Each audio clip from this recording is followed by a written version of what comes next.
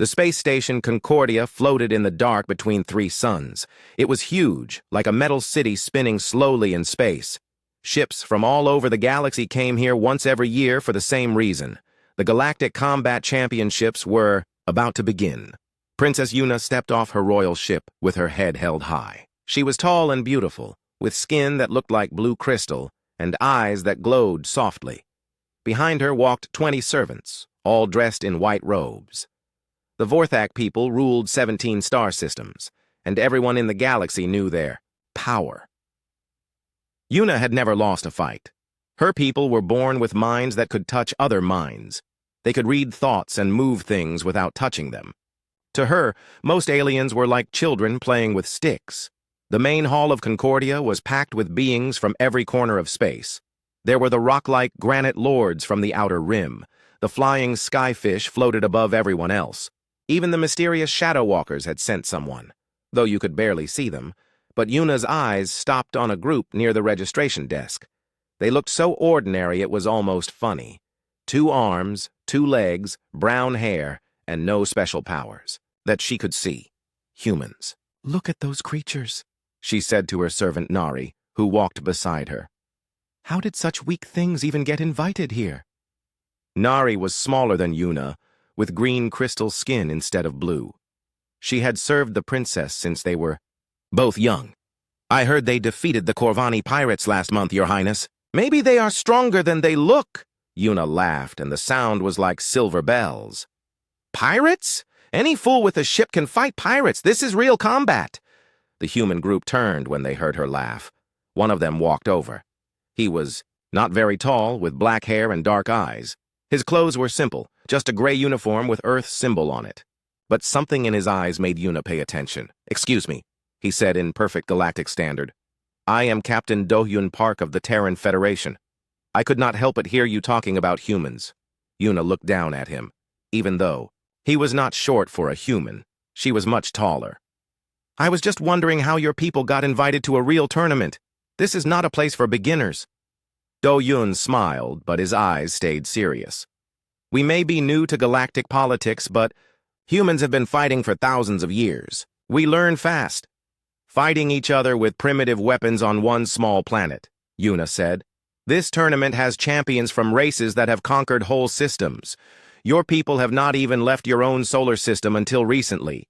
Other aliens nearby started to listen. The granite lords made deep rumbling sounds that meant they found something funny. A few skyfish dropped lower to hear better. "Your Highness speaks truly," Do-Hyun said with a small bow. "We are new here, but sometimes the new student surprises the old masters." Yuna felt her crystal skin warm with anger. This little creature dared to suggest humans could surprise the Vorthak? "Surprise us? Your people cannot even read minds or move objects with thought. You have no natural weapons, no hard skin, no poison, no special abilities at all. You are the weakest race I have ever seen." The hall grew quiet. Even the shadow walkers seemed to stop moving. Do-Hyun looked around at all the watching faces, then back at Yuna. "Perhaps we could make this more interesting," he said calmly. "What do you mean?" "A bet. If any human fighter defeats any Vorthak fighter in single combat during this tournament, you spend 1 full rotation living with the human champion, not as a princess and a subject, but as equals. Same room, same food, same treatment." Gasps echoed through the hall. Nari's eyes went wide. No one had ever suggested that a Vorthak royal should live as an equal with anyone, especially not a human. Yuna's first thought was to have this human arrested for such an insult. But then she saw all the faces watching her. If she refused, it might look like she was afraid. The Vorthak Empire's reputation was built on being stronger than everyone else. "And when no human can defeat a Vorthak warrior," she asked, "then humans will publicly admit we are not ready for galactic society. We will leave Concordia and not return for 10 years. This made Yuna pause. Getting rid of the humans for 10 years would be worth any small risk. Besides, the idea that a human could beat a Vorthak in fair combat was impossible. Her champion, General Kale, had never lost a single fight. He could crush minds with a thought and move faster than most aliens could see. "Very well," she said, loudly so everyone could hear. "I accept your foolish bet, human. But when your champion falls to mine, remember that you asked for this shame. The crowd erupted in excited chatter. News of the bet would spread across the galaxy within hours. Some aliens looked amused, others shocked. A few seemed genuinely interested to see what would happen. Do-Yun bowed again. "Thank you, Your Highness. May the best fighter win." As he walked back to his group, Nari whispered to Yuna, "Princess, was that wise?" "The Emperor will not be happy if he hears about this." Yuna waved her hand. "Father will be proud when I show the galaxy how weak humans really are. This will be over quickly." But as she watched Do-Hyun talking quietly with his team, something small and cold touched her mind. He had not looked afraid when he made the bet. He had looked confident. She pushed the feeling away. Humans had no telepathic abilities. They could not know what she was thinking or feeling. And they certainly could not defeat the mighty Vorthak in combat. The tournament brackets appeared on the large screens around the hall. Yuna found her champion's name at the top of his section. General Coyle would face weaker opponents first, then stronger ones as the rounds went on. It was possible. He would meet the human captain in the final rounds. She looked forward to that moment. The galaxy would see once and for all that the Vorthak were the superior race, and this annoying human would learn his place. The tournament would begin tomorrow. Tonight, fighters from across the galaxy would prepare for battle. But Yuna already knew how it would end. The Vorthak always won, and humans would finally learn they did not belong among the stars. The tournament arena was carved from solid metal in the center of Concordia Station. Thousands of seats surrounded the fighting platform, filled with aliens from every corner of the galaxy. Giant screens showed the action to those watching from their ships or distant worlds. Princess Yuna sat in the royal viewing box, her crystal skin glowing softly in the arena lights. Beside her, General Kale stood ready for his first match. He was even taller than Yuna, with dark blue crystal skin and eyes that seemed to see through everything. His armor was made from the hardest materials in the Vorthak Empire. "This will not take long, Your Highness," Kale said, his voice deep and steady. "The Granite Lord moves slowly. I will read his mind and strike before he can react." Yuna nodded. She had watched Kale fight many times before. His telepathic powers let him know what his opponent would do before they did it. No one had ever lasted more than a few minutes against him. The announcer's voice echoed through the arena. "First match, General Kale of the Vorthak Empire versus Stonecrusher of the Granite Lords." Kale stepped onto the platform. His opponent was twice his size, covered in rock-hard skin and carrying a hammer as big as a tree. Stonecrusher had won tournaments on 50 different worlds. But Kale just stood calmly, his eyes glowing brighter. The fight was over in 30 seconds. Kale moved like lightning, striking points on Stonecrusher's body that turned the giant's own strength against him. When Stonecrusher tried to swing his massive hammer, Kale was already somewhere else. The Granite Lord fell with a crash that shook the whole arena. The crowd cheered, but Yuna barely paid attention. She was looking for the humans in the stands. She found Captain Do-Hyun sitting with his small team, watching everything carefully. He did not look worried at all. More fights followed. A skyfish warrior fought with wing blades against a poison-spitting swamp devil. The Shadow Walker moved so fast it looked like smoke with claws. Each victory was expected. The strong aliens won, the weak ones lost.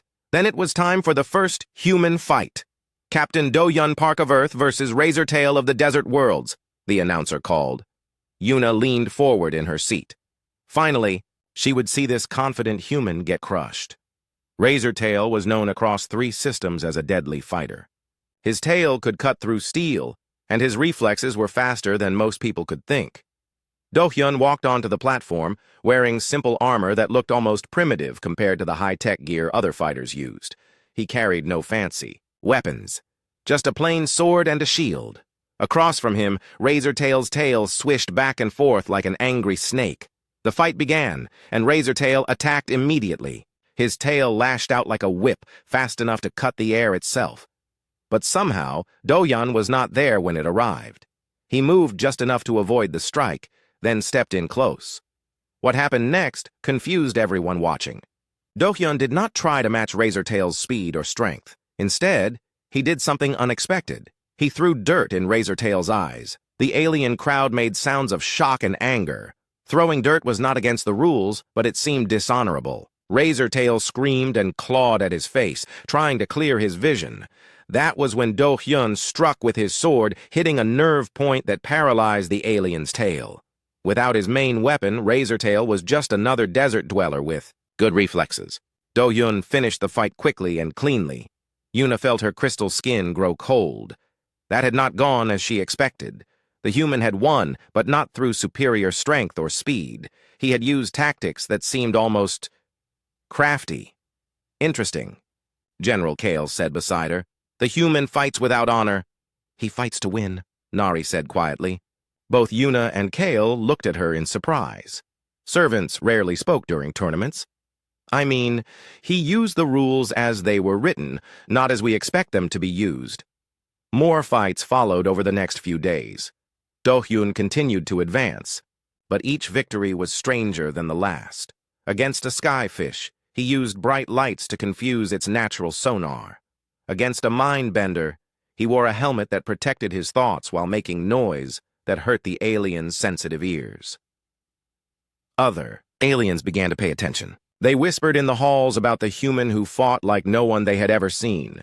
He did not rely on one special ability. Instead, he seemed to know exactly what each opponent's weakness was and how to use it. General Kale won his fights, too, but they were becoming harder. Word was spreading that defeating humans might not be as easy as everyone thought. His opponents fought more carefully, trying to copy some of Do-hyun's unexpected tactics. The tournament reached the semi-final rounds. Only 4 fighters remained. General Kyle, Captain Do-hyun, a Shadow Walker called Nightstrike, and a Poison Master from the Core Worlds. The first semi-final was Kyle versus Nightstrike. Yuna watched as her champion faced an opponent who could barely be seen. The Shadow Walker moved like living darkness, striking from angles that seemed impossible. But Kale's telepathic abilities worked even in darkness. He could feel Nightstrike's mind, track its location even when his eyes could not. The fight was brutal and lasted longer than any of Kyle's previous matches, but he won. The second semi-final was Do-hyun versus the Poison Master. This alien could spray deadly toxins from its skin and breath poison gas that killed most life forms in seconds. It had never lost a match because few opponents could get close enough to attack. Do-hyun entered the arena wearing a sealed suit that covered his whole body. The Poison Master laughed and sprayed its deadliest toxins, filling the air with green clouds that would melt flesh from bones. But the human just kept walking forward. His suit protected him completely. When he reached the Poison Master, the alien realized its mistake. Without poison, it was just another soft creature with no real fighting skills. Do-hyun knocked it unconscious with one careful strike. The arena fell completely silent. Princess Yuna stared at the platform, her mind refusing to accept what she was seeing. The impossible had happened. A human had reached the final match of the Galactic Combat Championships. General Kale would face Captain Do-hyun tomorrow. The Wada, strongest fighter in the Vorthak Empire, against a creature from a world that had not even known about aliens until recently. That night, Yuna could not sleep. She walked through the royal quarters, her mind spinning.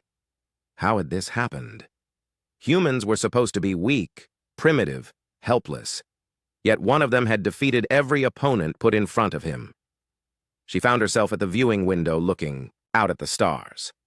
Tomorrow, either her champion would prove Vorthak's superiority once and for all, or she would have to honor the most embarrassing bet in galactic history. For the first time in her life, Princess Yuna was not certain her side would win. The final match drew the largest audience in tournament history. Every ship in the area had turned their screens toward Concordia Station. Billions of beings across the galaxy watched as General Kale stepped onto the platform one last time. Princess Yuna sat in the royal box, her hands gripped tight on the armrests. Her crystal skin had turned a pale blue, showing her nervousness to anyone who knew how to read Vorthak emotions. Beside her, Nari tried to look calm but kept glancing at the human section of the stands. Captain Do-hyun entered from the opposite side. He looked exactly the same as he had in every other fight. Calm, focused, carrying simple weapons that seemed primitive compared to Kyle's advanced armor. "This ends now," Kyle said, his voice carrying across the arena. His telepathic abilities were already reaching out, trying to read Do-hyun's mind and predict his moves. But something was wrong.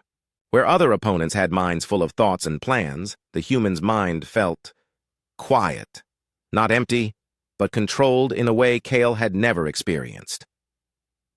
The match began. Kale attacked first, moving faster than most aliens could see. His crystal armor made him nearly impossible to hurt, and his telepathic powers should have let him know every move Do-hyun would make before the human even thought of it. But Do-hyun was not where Kyle expected him to be. Again and again, the Vorthak general struck at empty air while the human moved just enough to avoid each attack. It looked like luck at first, but it happened too many times to be chance. Yuna leaned forward, her eyes wide. "How is he doing that?" she whispered. Nari had been watching more carefully than her princess. "Look at his breathing, Your Highness. Look at how he moves his feet. He is not thinking about what to do next. He is just reacting." This was exactly right. Do-hyun had studied human history before coming to the tournament. He had learned about ancient Earth fighters who could fight without thinking, moving by instinct instead of planning. It was a skill that took years to develop, but it made telepathic attacks much less effective. The fight continued. Kale grew more frustrated as his usual advantages failed him. He could not read a mind that was not making plans. His armor protected him from damage, but it also made him slower than the quick-moving human. Then Do-hyun did something that shocked everyone. Instead of trying to hurt Kale directly, he started hitting the general's armor in very specific places. Each strike was weak by itself, but they were hitting the same spots over and over. At first, nothing seemed to happen. Kale's armor was made from the strongest materials in the galaxy. No primitive human weapon should be able to damage it. But after dozens of hits in the exact same places, tiny cracks began to appear. Yuna stood up from her seat. "That is impossible. Our armor cannot break that way." But it was happening right in front of her eyes. Do-hyun had found something that even the Vorthak engineers had not known about their own technology. If you hit crystal armor in the right spots with the right timing, the vibrations would build up until the crystal itself became weak. Kale realized what was happening and tried to change his strategy, but he had spent so many years relying on his telepathic powers and strong armor that he had never learned to fight a truly unpredictable opponent. With a sound like breaking glass, a piece of Kale's chest armor fell away. For the first time in his life, the general was vulnerable. Do-hyun moved in quickly, but he did not try to kill or seriously hurt his opponent. Instead, he used a technique that put pressure on certain points of the Vorthak body, causing Kale to fall unconscious without permanent damage. The arena was completely silent for several seconds. Then the human supporters began to cheer, followed by shocked applause from aliens who could hardly believe what they had seen. Princess Yuna sank back into her chair, her crystal skin now so pale it was almost white. The impossible had happened. A human had defeated the strongest warrior in the Vorthak Empire. The announcer's voice echoed through the arena. "Winner of the Galactic Combat Championships, Captain Do-hyun Park of Earth." Yuna felt Nari's hand on her shoulder. "Your Highness? What will you do now?" The bet. Yuna had to honor her word or face shame across the entire galaxy. She had promised to live with the human champion as an equal for one full rotation. Not as a princess, not with her servants and luxury, but sharing the same room and the same basic treatment. After the ceremonies ended, Yuna found herself standing outside a simple crew quarters on Concordia Station. Her royal luggage had been replaced with a single bag of basic necessities. For the first time in her life, she would live like a common person. Do-hyun opened the door when she knocked. He had changed out of his fighting gear into regular clothes. The room behind him was small but clean, with 2 beds and a shared living space. "Your Highness," he said, with a polite bow, "I have prepared the space to accommodate both our needs as best I can." Yuna stepped inside, looking around at the tiny room that would be her home for the next month. It was smaller than her bathroom. Back on the royal ship, there was no servant to attend her, no luxury, no special treatment. "I have never lived in such basic conditions," she said, trying to keep her voice steady. I understand this must be difficult, Do-hyun replied. If you need anything to make your stay more comfortable, please let me know. Within reason, of course. She had expected him to be proud or mocking after his victory. Instead, he seemed genuinely concerned for her well-being. This confused her almost as much as his fighting style had. The first few days were terrible for Yuna. She did not know how to prepare her own food or clean her own clothes. Simple tasks that servants had always done for her became huge challenges. More than once, she found herself close to tears from frustration. But Do-hyun helped her learn without making her feel stupid. He showed her how human food preparation worked, how to use the cleaning systems, how to manage daily life without a staff of servants. "Why are you being kind to me?" she asked one evening as they shared a simple meal. "I insulted your entire species in front of the galaxy." Do-hyun considered this question carefully. Because being angry would not help either of us get through the next few weeks. And because I think there might be more to you than what you showed in that first meeting. This made Yuna think.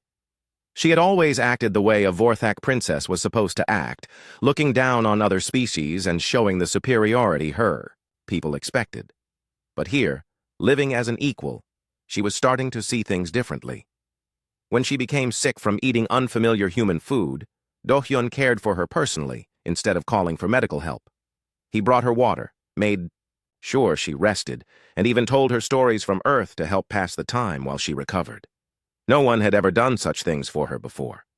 Servants obeyed her orders, but they did not care for her as a person. This human, who had every right to treat her badly after the way she had insulted him, was showing her genuine kindness.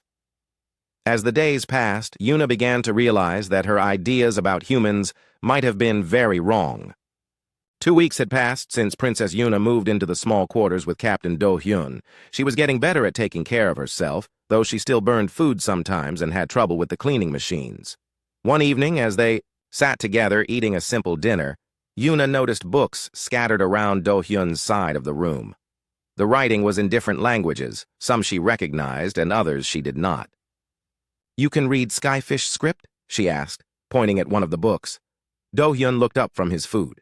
"Yes, and Granite Lord stone writing, and Shadow Walker light patterns. I have been studying alien cultures since I was young." This surprised Yuna. Most humans she had heard about could barely speak Galactic Standard, let alone read the complex languages of advanced species. "Why would you learn so many different ways of communication?"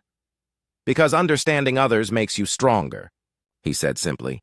"Every species has something unique to teach. The skyfish understand wind and movement better than anyone. The Granite Lords know patience and endurance. Shadow Walkers can see connections that others miss." Yuna put down her eating utensil. "You sound like a scholar, not a fighter." Do-hyun smiled. "I am both. On Earth, we believe that the mind and the body must work together. A strong fighter with a weak mind will lose to a smart opponent. A brilliant thinker with a weak body cannot protect what they care about."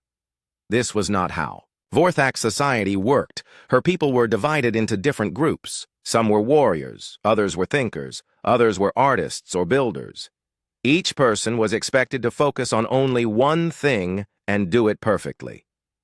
"Tell me about Earth," she said, surprising herself with the request. Do-hyun leaned back in his chair. "Earth is very different from most worlds. We have no telepathy, no natural weapons, no special powers. For most of our history, we fought each other constantly. Wars over land, resources, ideas, religions. We nearly destroyed ourselves many times." "That sounds terrible," Yuna said. "It was, but it also made us learn things that other species never had to learn. We had to cooperate with people who were completely different from us. We had to solve problems with just our minds and hands.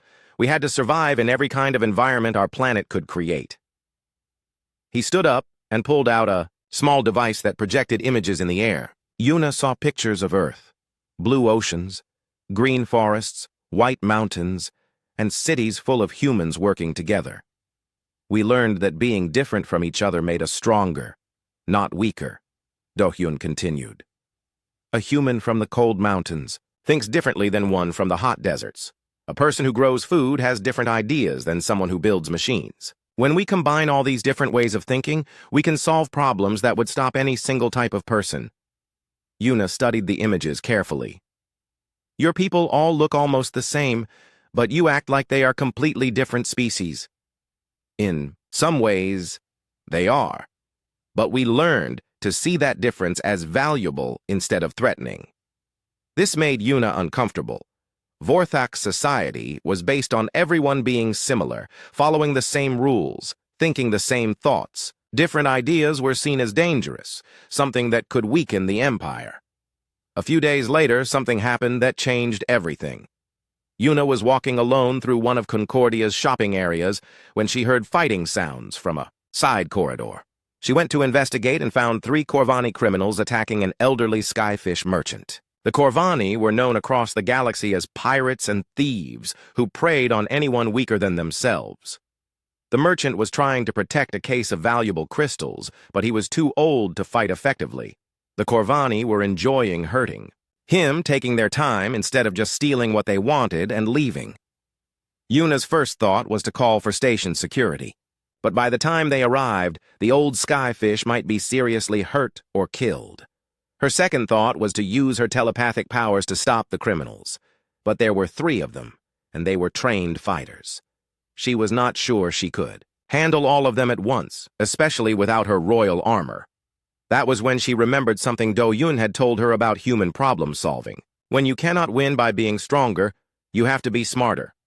Yuna looked around quickly and spotted a maintenance panel on the wall. All station corridors had emergency systems that could be activated in case of fire or other dangers. She used her telepathic abilities to trigger the fire suppression system. Instantly, the corridor filled with thick foam that made it impossible to see. The Corvani started shouting and swinging blindly, hitting each other instead of their target. But Yuna could use her telepathic senses to locate everyone even without being able to see them. She moved carefully through the foam, helping the injured skyfish merchant get to safety while the criminals stumbled around in confusion. By the time the foam cleared, station security had arrived. The Corvani were arrested. The merchant was safe, and the valuable crystals were returned to their owner. "How did you think to do that?" the elderly skyfish asked Yuna as medical personnel checked his injuries. Yuna realized she had acted like a human instead of like a Vorthak. Instead of using brute force or direct telepathic attack, she had used the environment around her and turned the criminals' strength against them. When she returned to the quarters, Do-Yun took one look at her face and knew something important had happened. "You helped someone today," he said. "It was not a question. There were 3 criminals attacking an old merchant. I could not defeat them in direct combat, so I used the station's emergency systems to confuse them while I got the victim to safety." Do-Hyun smiled. "That was very clever, and very brave." "It was a human solution," Yuna said quietly. "Before meeting you, I would have either used telepathic force or called for help. I would never have thought to use the station itself as a weapon." "You are learning to see problems differently," he agreed. "That is one of humanity's greatest strengths. We are not the fastest, strongest, or smartest species in the galaxy, but we might be the best at finding new ways to solve old problems." That night, Yuna lay in her bed, thinking about everything that had happened. She had always believed that Vorthak ways were the best ways, that their superiority came from their natural telepathic abilities and advanced technology. But Do-Hyun had shown her something different. He had won the tournament not by being stronger than his opponents, but by understanding them better than they understood themselves. He had cared for her when she was sick, not because he had to, but because he chose to. And today she had saved someone by thinking like a human instead of like a Vorthak. Maybe, she thought as she drifted off to sleep, there was more than one way to be strong. The rotation was almost over. Princess Yuna had 3 days left before she could return to her normal life as Vorthak royalty. But she was not sure she wanted that life anymore. Living with Captain Do-Yun had changed how she saw everything. She had learned to cook simple meals, clean her own clothes, and take care of herself. More importantly, she had learned that being equal with someone did not make her weak or less important. That morning, as they shared breakfast in their small quarters, Nari arrived with urgent news. "Your Highness," her servant said, looking worried. "Emperor Cumin is coming here. His fleet will arrive today." Yuna felt her crystal skin grow cold. Her father, the ruler of the Vorthak Empire, was coming to Concordia Station personally. This could only mean trouble. Did he say why? She asked. The message just said he was coming to collect you and restore proper order to the situation. Do Yun looked concerned. What does restore proper order mean? Yuna sighed. It means he thinks this whole situation has embarrassed the Empire. He probably wants to end the arrangement early and make sure nothing like it ever happens again. A few hours later, the Vorthak Imperial fleet arrived. Dozens of crystal ships surrounded Concordia Station, their weapons powered but not aimed. It was a show of strength, a reminder to the galaxy of Vorthak power. Emperor Kyuman came aboard, with a full ceremony. He was even taller than Yuna, with dark blue crystal skin and eyes that glowed like stars. His presence filled whatever room he entered, and other aliens automatically moved out of his way. Yuna met him in one of the station's formal reception halls, wearing simple clothes instead of her royal robes. This clearly bothered her father, who frowned when he saw her. "Daughter," he said in the formal Vorthak language, "this foolishness has gone on long enough. You will return to your proper place immediately." "Father," she replied, also in Vorthak, "I gave my word. The arrangement has 3 more days? Your word to a primitive creature that should never have been allowed in civilized space," Kyuman said, his voice getting louder. "The entire galaxy is laughing at us. Our enemies think we have grown weak." Other beings in the reception hall were watching carefully. News of this conversation would spread quickly, and everyone wanted to see what would happen between the Emperor and his daughter. "Have we grown weak, Father?" Yuna asked. "Or have we learned something new?" This question clearly surprised Kyuman. What could these humans possibly teach the mighty Vorthak? Before Yuna could answer, alarms started ringing throughout the station. The walls shook as something large hit the outer hull. Through the viewing windows, everyone could see ships with black hulls and red markings attacking Concordia. "Corvani raiders!" someone shouted.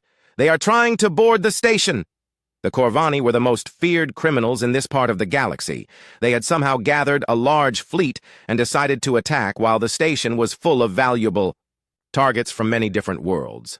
Emperor Kyuman immediately began giving orders to his fleet, but the Corvani had chosen their timing well. Most of the Vorthak ships were positioned to look impressive, not to fight effectively. It would take time to move them into proper battle positions. Captain Do-hyun appeared at Yuna's side, along with several other human officers. "Your Highness, we need to organize the defense of the station itself. Our ships are small, but we can help coordinate with other species." "Coordinate?" Emperor Kyuman said with contempt. "The Vorthak fleet will handle this threat. We do not need help from inferior beings." But even as he spoke, Corvani boarding ships were attaching to the station's hull. The raiders would be inside within minutes, and station security was not equipped to handle a full military assault. Yuna looked at her father, then at Do-hyun, then at all the different aliens in the reception hall. Skyfish, granite lords.